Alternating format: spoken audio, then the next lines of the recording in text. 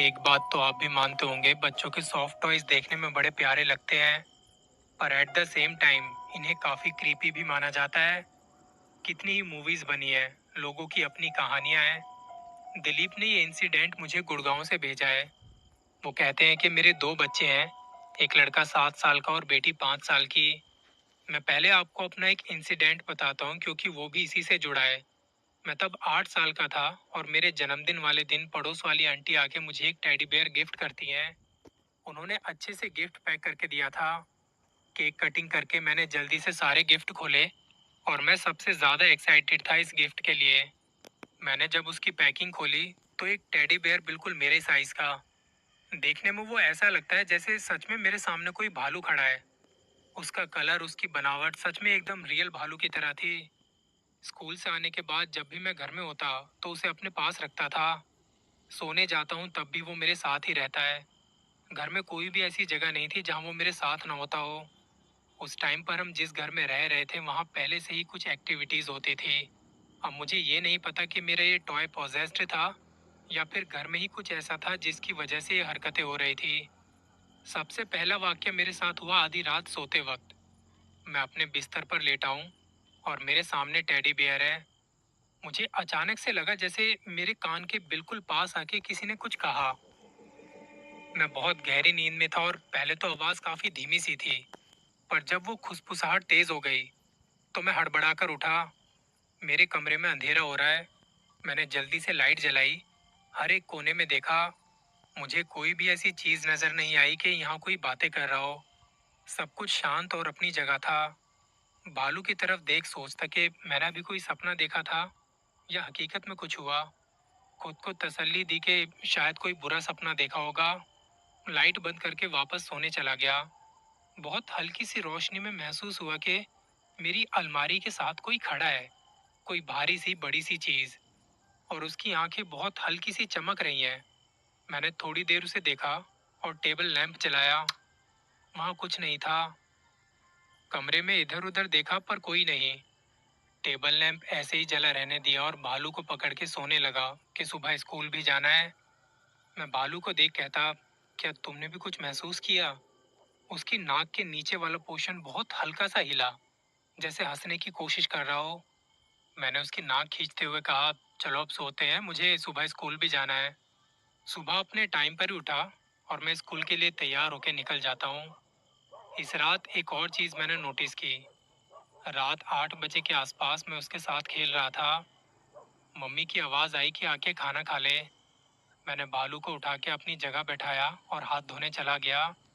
मुझे मुश्किल से 1 मिनट से भी कम समय लगा होगा।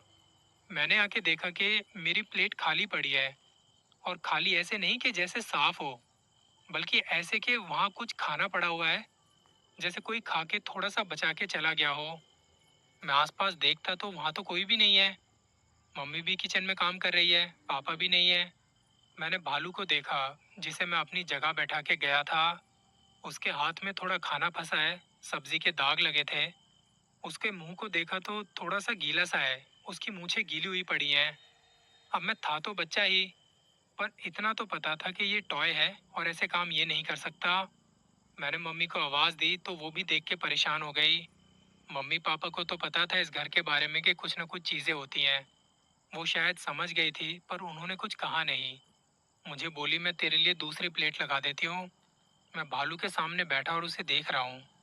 मम्मी ने किचन से आवाज लगाते हुए कहा, बेटा यहीं किचन में आके खा ले।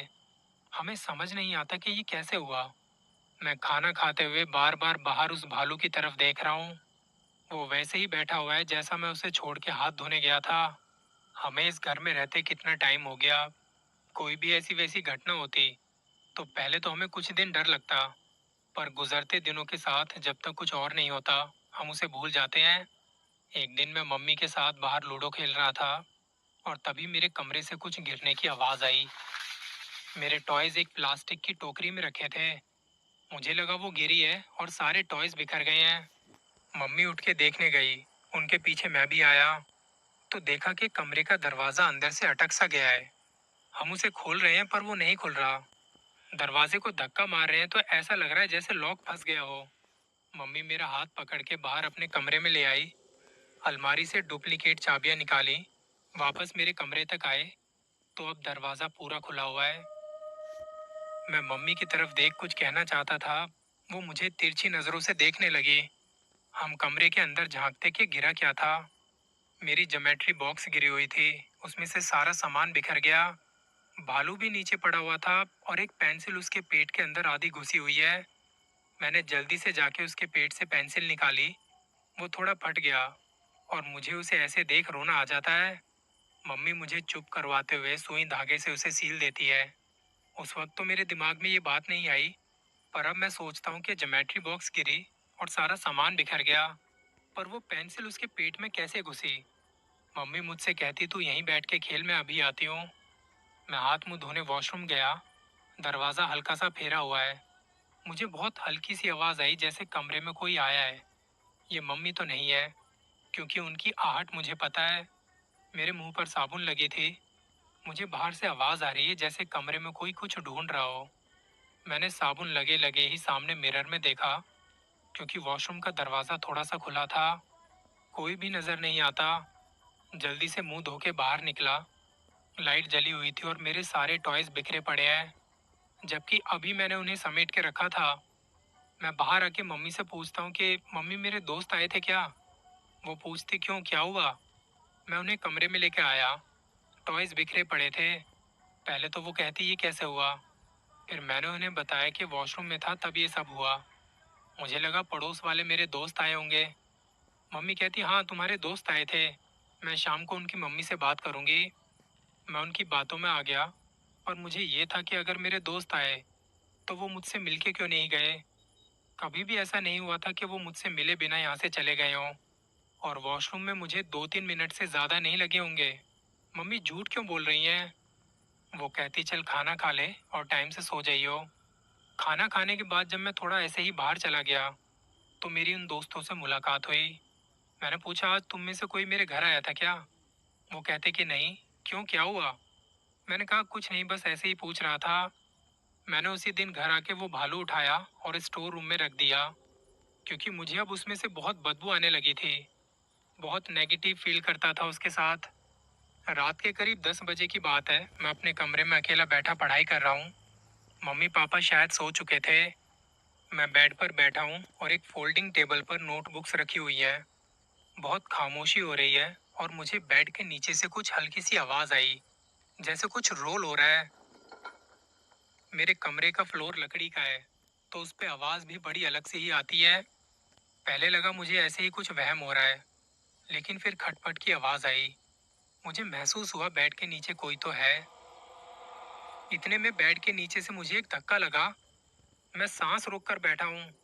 मुझ में हिम्मत नहीं होती बेड के नीचे देखने की। अगले शायद 2 मिनट तक किसी तरह की कोई आवाज नहीं आई, और मैं कमरे में तिरछी नजरों से इधर उधर देख रहा हूँ। और तभी बेड हिला। यहाँ मेरी हिम्मत जवाब दे गई और मैं चीखने चिल्लाने लगा। मैं बेड पर ही बैठा रहा और मेरी आवाज सुनते ही मम्मी पापा कमरे में आ गए। उन्होंने आते ही सारी लाइटें जला दी। मैं जल्दी से उठ के मम्मी के पास गया। डर के मारे मेरी हालत खराब थी, मुंह से आवाज तक नहीं निकलती। मम्मी मुझे पकड़ के शांत करवाती है। पूछती क्या हुआ, इतना डरा हुआ क्यों है। फिर मैंने उन्हें बताया कि अभी क्या हुआ था। पापा मेरे बेड के पास जाके नीचे झुके और हंसते हुए मेरे टेडी बेयर खींच के निकाला। उसे देखते ही मेरी आंखें फटी की फटी रह गई। फिर मैंने पापा को बताया कि इसे तो मैं आज स्टोर रूम में रख के आया था। मुझे इसमें से बहुत बदबू आ रही थी। ये यहाँ कैसे आया। पापा को अब जाके सारी बातें पता लगी। उन्होंने वो टेडी बेयर बाहर कचरा गाड़ी के लिए रख दिया कि जब गाड़ी आएगी तो इसे ले जाएगी। हम लोग कुछ हफ्तों से सोच भी रहे थे कि ये घर खाली करना है। अब पापा को भी एक वजह मिल गई। वो महीना जैसे तैसे गुजार के हमने घर खाली कर दिया। इतने सालों में मैं उन बातों को भूल भी गया था, लेकिन जब मेरे बच्चों के साथ भी कुछ ऐसी चीजें होने लगी तो मुझे वो सब फिर से याद आ गया। अब मैं बताता हूँ मेरे बच्चों के साथ क्या हुआ। मेरी बेटी के जन्मदिन पर उसके अंकल एक सॉफ्ट टॉय लेके आए, जो दिखने में कुछ एनाबेल डॉल की तरह था। दो चोटियां बनी हैं, माथे पर बाल लटक रहे हैं और चेहरे पर अजीब सी स्माइल। ये गुड़िया मैंने उस वक्त नहीं देखी थी। अगर देख लेता तो तभी उसे उठा के बाहर कर देता। जन्मदिन के अगले दिन मैं अपनी वाइफ के साथ बैठा कुछ बातें कर रहा था। रात के यही कोई 8 बजे होंगे। मैंने नोटिस किया कि घर की सारी लाइटें जलने के बाद भी अंधेरा सा लग रहा है। बच्चे खाना पीना करके अपने कमरों में चले गए। मैं अपनी वाइफ को कुछ बोल ही रहा था कि बेटी के चीखने की आवाज आई। वो कमरे से दौड़कर बाहर आ गई। बहुत घबराई हुई थी। मैंने पूछा, बेटा क्या हुआ? कहती, पापा एक बार आप मेरे कमरे में चलिए। हम तीनों कमरे में आए और तब मैंने देखा कि एक डॉल उसकी कुर्सी पर बैठी है। पहली बार मेरी नज़र उस पर पड़ी। मैंने पूछा, ये कहाँ से आई? बेटी कहती, अंकल ने गिफ्ट करी थी। अच्छा हुआ क्या था ये बताओ, क्यों चीख रही थी? वो कहती, मुझे ऐसा लगा जैसे वॉशरूम में कोई है। किसी ने वहां से मुझे आवाज दी, मेरा नाम लिया। मैंने तभी जाके वॉशरूम में देखा। मैंने आवाज दी, बेटा कोई भी नहीं है यहाँ। वो अपनी मम्मी से चिपकी हुई थी। मैं उसकी डॉल के पास गया और उसे देखने लगा। मुझे अपने टाइम का वो टेडी बियर याद आ जाता है। मैंने बेटी को समझाया कि तुम डरो मत, कुछ नहीं है। अच्छा मेरी बात सुनो, ये गुड़िया तुम अपने कमरे में मत रखो। वो पूछती, क्यों? मैंने कहा, बेटा बस ऐसे ही, बाहर रखो और वहीं खेलो। मेरा बेटा खड़ा हमारी बातें सुन रहा था। वो कहता, पापा मैं इसे अपने कमरे में रख लेता हूँ। और वो गुड़िया को उठा के अपने कमरे में चला गया। मेरी वाइफ बेटी के साथ थी, उसे सुलाने लगी। मैंने जब उस गुड़िया को देखा तो मुझे पहली नज़र में ही ऐसी लगी जैसे इस चीज़ को यहाँ नहीं होना चाहिए। अगले दिन शाम को हम साथ बैठे खाना खा रहे थे तो मैंने देखा कि बेटा बड़ा चुपचाप सा है। मैंने उससे पूछा, बेटा क्या हुआ, तबीयत तो ठीक है? वो मेरी बात का जवाब नहीं देता। खाना वाना खा के अपने कमरे में चला गया और अचानक से हमारी बालकोनी की तरफ से एक धमाके की आवाज़ आई। ऐसा लगा जैसे शॉर्ट सर्किट हुआ है और तभी लाइट चली गई। मैंने जल्दी से टॉर्च उठाई और देखने गया कि आवाज़ कैसी थी। मुझे जलने की स्मेल आई। फटाफट नीचे देखने गया तो फ्यूज बॉक्स में से धुआं निकल रहा है और उसके ठीक नीचे बिल्ली मरी पड़ी थी। पहली नज़र में लगा कि वो बिल्ली चिपक गई थी और धमाका उसकी वजह से हुआ। मैंने तभी बिजली वालों को कॉल किया तो वो कहते कि अब सुबह ही आएंगे। वो रात हमने जैसे तैसे काटी और सुबह बिजली वाले आए। 2 घंटे में ठीक करके चले गए। मेरी बेटी और बीवी उठे हुए थे। बेटा अभी भी सो रहा है। हम तीनों नहा धो के नाश्ता भी कर लेते हैं पर वो अभी भी नहीं उठा। मैं उसके कमरे में देखने गया। दरवाज़ा खोला तो वो सो रहा था। मैं उसके पास गया। उसकी बॉडी गर्म हो रही थी और तब अचानक से मेरी नज़र उस डॉल पर पड़ी। वो सामने टेबल पर रखी है और उसकी नज़र सीधी मेरे बेटे पर। मैंने डॉल का फेस दूसरी तरफ घुमा दिया। अपनी बीवी से कहा कि वो सो रहा है, उसे थोड़ा बुखार भी है। वो कहती, अभी सोने दो, मैं देख लूँगी, तुम काम पर जाओ। मैं अपना बैग उठाए ऑफिस के लिए निकल गया और फिर शाम 8 बजे तक ही आता हूँ। उस दिन मेरे दिमाग में वो डॉल वाली बात घूमे जा रही थी। मैंने घर आते ही अपने बेटे को देखा। बुखार अब नहीं था। मैंने उससे पूछा, बेटा तुम इस गुड़िया से खेलते हो या मैं इसे डिस्कार्ड कर दूँ? वो कहता, पापा रहने दो। मैं उसके चेहरे की तरफ देख रहा था और फिर ये बात आई गई हो गई। जैसा कि मैंने पहले बताया, हमारे घर में अंधेरा अंधेरा सा महसूस हो रहा था पर हम ये बात अभी तक उस डॉल के साथ कनेक्ट नहीं कर पाए। एक बार मेरी बीवी ने कहा भी था कि उसे इस डॉल से नेगेटिव वाइब्स आ रही हैं, लेकिन बगैर लॉजिक के किसी चीज़ को मानना काफ़ी मुश्किल है। पर घर में कुछ ना कुछ ऐसा हो रहा था जिसे इग्नोर नहीं किया जा सकता। वो बिल्ली वाली बात तो मेरे दिमाग से निकलती ही नहीं। बच्चों को लेके मन में एक डर सा रहने लगा। हमेशा ऐसा लगता जैसे कुछ गलत होने वाला है। एक दिन मेरा बेटा अपने कमरे में ले गया और मुझे स्कूल की नोटबुक्स दिखाने लगा। मेरी नज़र फिर से उस डॉल पर पड़ी जो एक कुर्सी पर बैठी थी। मैं उसकी नोटबुक चेक करने लगा। थोड़ी बहुत यहाँ वहाँ की बात कर रहा था कि स्कूल कैसा चल रहा है वगैरह वगैरह। नोटबुक देख के जब उठा तो मेरी नज़र फिर से उस डॉल पर गई। अभी वो कुर्सी पर बैठी थी पर अब मैंने फिर से देखा तो वो कुर्सी के साथ रखे टेबल पर बैठी है। मुझे वो देखते ही झुरझुरी सी उठ गई। मेरे बेटे का ध्यान उस पर नहीं था। वो स्कूल बैग में सामान रखने लगा और तब मैं धीरे से डॉल के पास गया। उसे उठाने के लिए हाथ आगे किया तो जैसे कोई फोर्स मुझे रोक रही थी। मुझे महसूस हुआ मेरा हाथ हवा में किसी ने पकड़ा हुआ है। मैं अपनी पूरी ताकत लगाने लगा पर उस डॉल को छू तक नहीं पाया। मेरे पसीने छूट गए। मेरी बीवी की चिल्लाने की आवाज़ आई कि जल्दी से बाहर आइए। मैंने अपना हाथ पीछे किया और सीधा बाहर भागा। बेटा भी मेरे पीछे ही था। घर के अंदर से डीजल की बदबू आ रही थी। मैं नीचे बेसमेंट में थोड़ा डीजल रखता था जनरेटर चलाने के लिए, और तभी नीचे गया और बेसमेंट में जाके देखा देखा कि सारा डीजल जमीन पर फैला हुआ है। यहाँ एक डराने वाली चीज़ ये हुई, मेरा स्मोकिंग लाइटर जिसे मैं बच्चों से छिपाकर ड्रॉर में रखता था, वो भी वहीं डीजल के पास पड़ा हुआ है। मुझे तब जो समझ आया, मैंने सबसे पहले वो सारा डीजल साफ किया।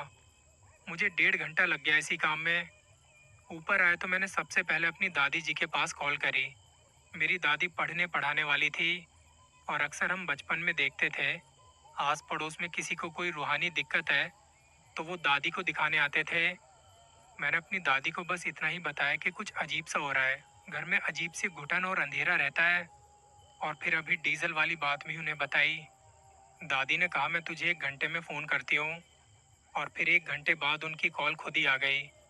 पूछती कि तुम्हारे घर में कोई गुड़िया है। उनके मुंह से ये सुनते ही मैं हैरान रह गया कि आपको कैसे पता। मैंने कहा हाँ, बेटी के जन्मदिन पर उसके अंकल लेके आए थे। दादी कहती बेटा जितनी जल्दी हो सके उसे घर से दूर करो, वो गुड़िया ठीक नहीं है, उसके साथ बहुत सी चीजें जुड़ी हैं। मैंने दादी से कहा तो मैं उसे उठा के बाहर फेंक दूं।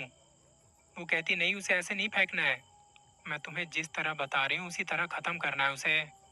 उन्होंने मुझे कुछ मंत्र वगैरह बताए, तरीका बताया कि किस तरह से उस गुड़िया को जलाना है। जिस तरह दादी ने मुझे बताया मैंने वैसा ही किया। घर से बाहर ले जाके जैसे ही उस गुड़िया को आग में डाला, उसने तब अपनी गर्दन मेरी तरफ घुमाई और मुझे देखने लगी। आंखों के नीचे काले आंसू थे, और उसकी वो अजीब सी हंसी भी गायब हो गई थी। सबसे पहले उसके बाल जले, और फिर एक धमाके के साथ वो पूरी जल गई। मैं वहां खड़ा कांप रहा था।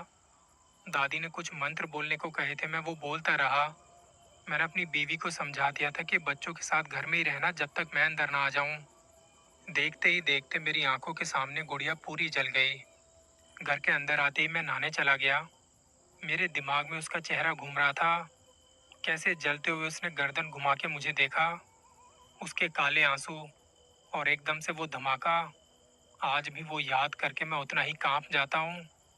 मेरे और मेरी फैमिली के साथ ये जो इंसिडेंट हुए, उसके बाद से मैं किसी भी सॉफ्ट टॉय को अपने घर में नहीं रखता।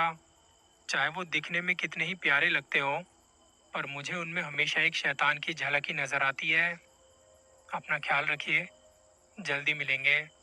मेरा नाम प्रवीण है, दुआओं में याद रखना।